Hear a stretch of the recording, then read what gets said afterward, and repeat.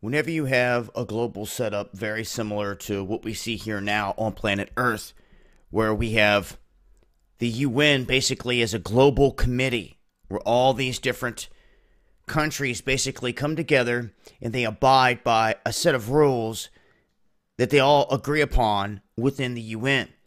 Well, what's happening now in the EU is an announcement about national IDs that will destroy millions of people's privacy, and it will create a near global biometric database.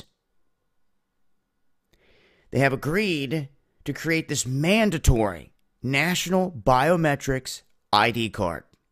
Mandatory. Measures being negotiated as part of the EU's security union are moving ahead swiftly, with the Council and Parliament reaching provisional agreements on new rules for immigration liaison officers, also for EU visa code, and to also introduce this mandatory biometric national ID card.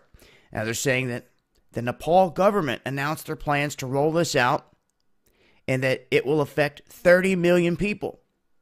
Last month, there was an article that was written warning people about the global effort here to restrict everyone's right to travel. Now, if we start to look and see what's happening, we see walls being discussed on borders. We see certain flights and airlines basically being shut down. They can't enter airspace like that Boeing 737 MAX. How far will that go?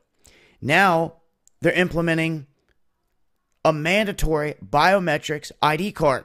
I want to remind you that in the United States, I think after the end of this year, if you want to fly most places, you're going to have one of their new IDs.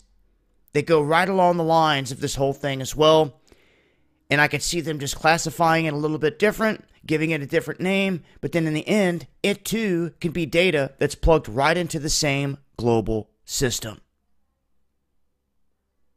They are saying that 512 million people will be forced to give up their privacy. 500 million people. In this one move.